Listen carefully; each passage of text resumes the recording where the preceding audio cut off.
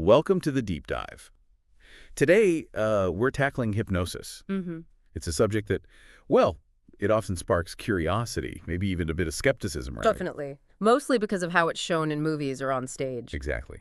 Stage theatrics. Yeah. But that's not what we're here for. Nope. We're diving into the science. We've got a really informative publication from PMC, PubMed Central. Yeah, a solid source. And we want to get a clear, evidence-based understanding of what hypnosis actually is and, how it might work. Our mission, if you will. Let's call it that. To cut through the myths, look at the evidence. Precisely. Because that popular image, it's often about like mind control or losing control. Right. But the science, like in this article, shows something far more nuanced and frankly more interesting. Right. It's really about how the mind focuses and processes things, not some, external force taking over. Okay, so let's get right into it then. How does the scientific community actually define hypnosis? What are we talking about here? Well, the article puts it quite clearly. It describes hypnosis as a waking state of awareness or consciousness. Okay, so waking state, that's important. Not asleep. Absolutely not asleep. You're conscious. But your attention is sort of detached from your immediate surroundings. Detached. How so? It means you're less focused on what's going on around you and more absorbed by inner experiences. Inner experiences like?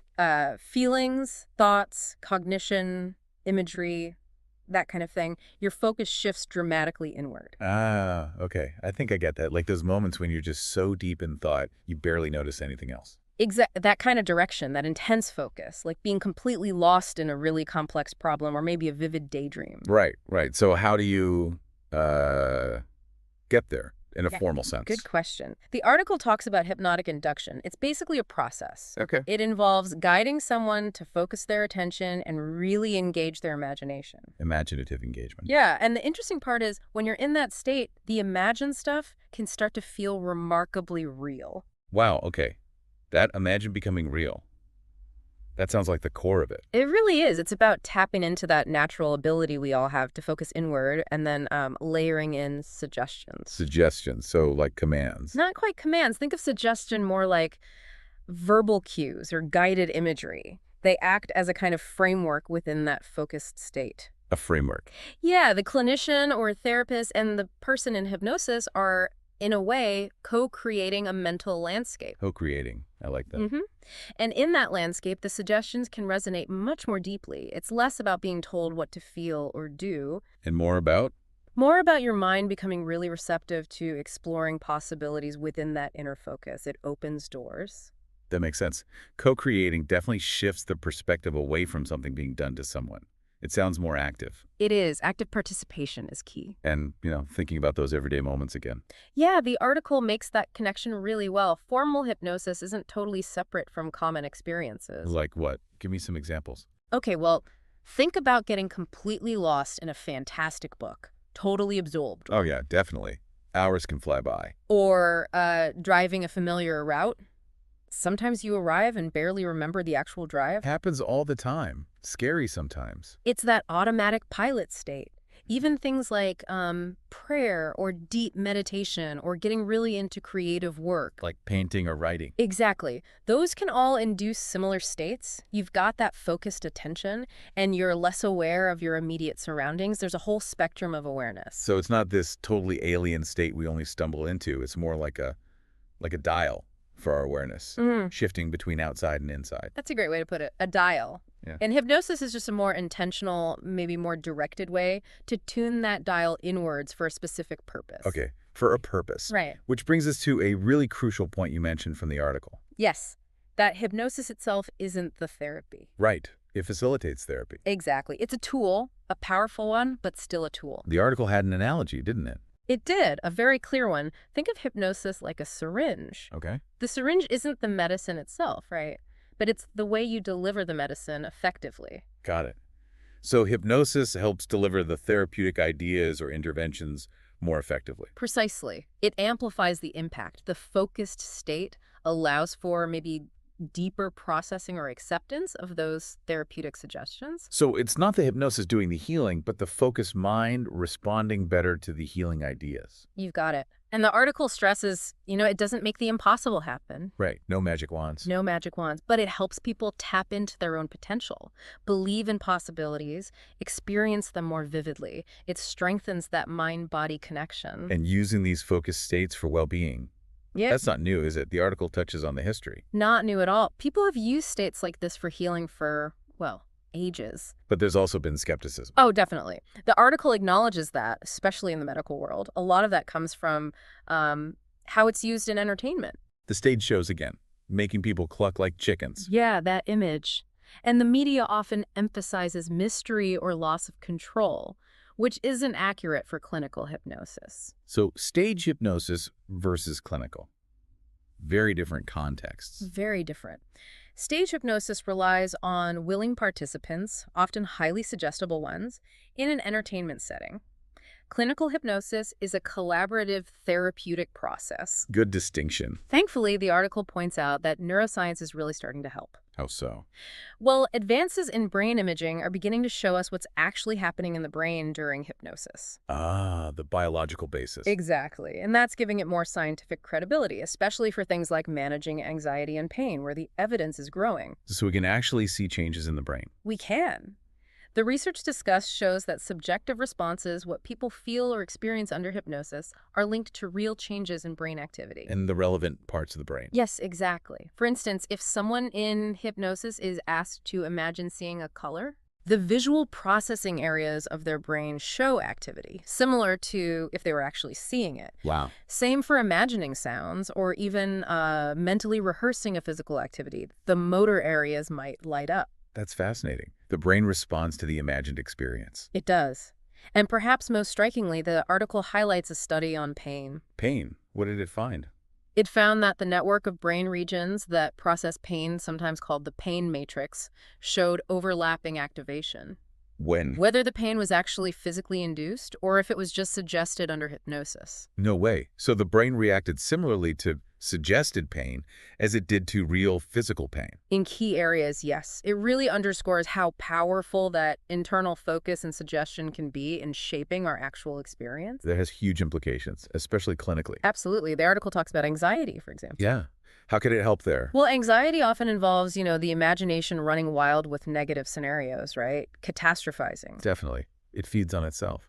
It's a vicious cycle. Hypnosis offers a way to gently redirect that powerful imagination towards calmer feelings, positive experiences, feelings of safety and control, using that same imaginative capacity but constructively. So using the brain's ability to make imagined things feel real, but for good. Essentially, yes. And the induction process helps get there.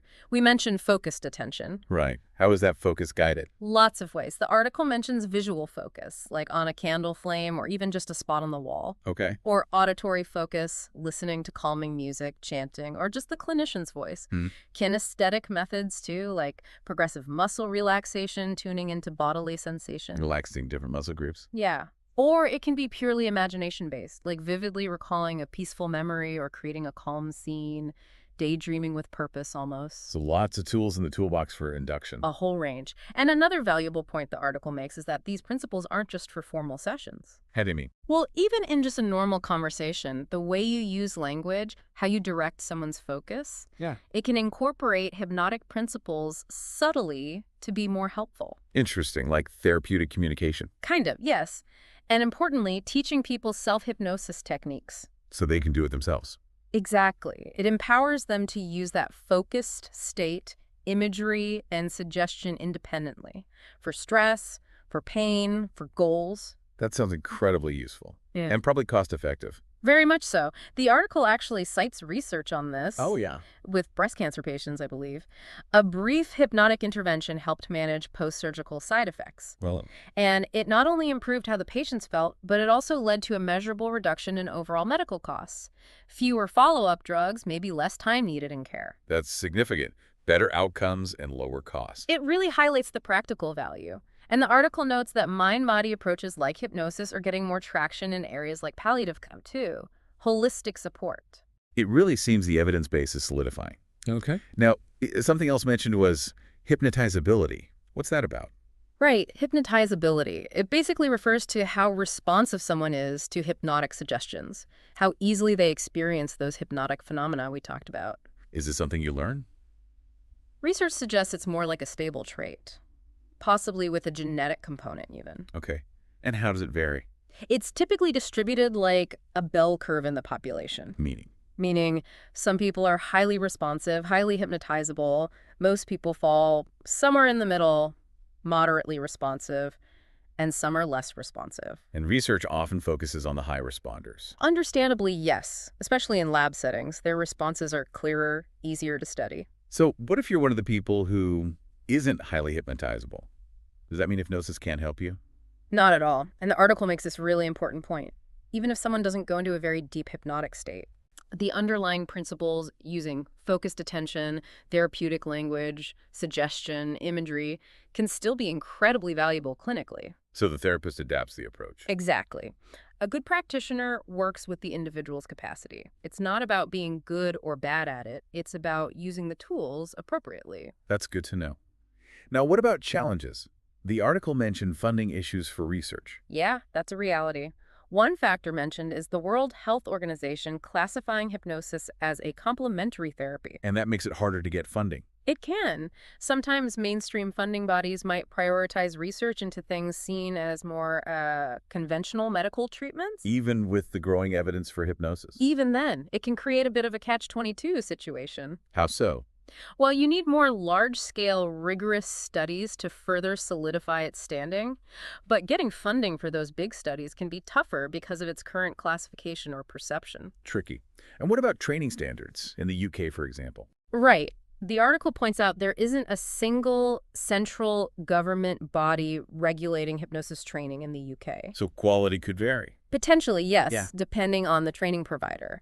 However, and this is key, the article highlights the vital role of established professional bodies. Like who? Groups like the British Society of Medical and Dental Hypnosis, BSMDH, and the British Society of Clinical and Academic Hypnosis, BSCAH. And what do they do? They're made up of qualified health professionals, doctors, dentists, psychologists who use hypnosis.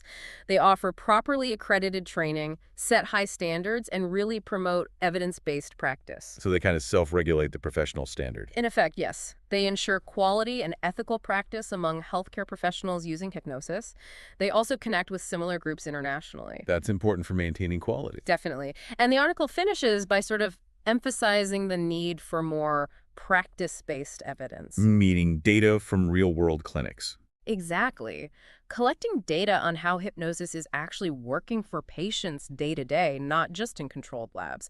It mentions tools like the MIMO questionnaire as a way to gather that kind of practical outcome information. So the field keeps moving towards more evidence, both from labs and clinics. That's the direction. Despite the hurdles, there's a real push for better understanding and evidence-based application. Okay, great. So as we wrap up this deep dive, what's the main takeaway? If someone remembers just one thing about the science of hypnosis. I think the core message is, hypnosis is a natural state of focused awareness. It's not mystical.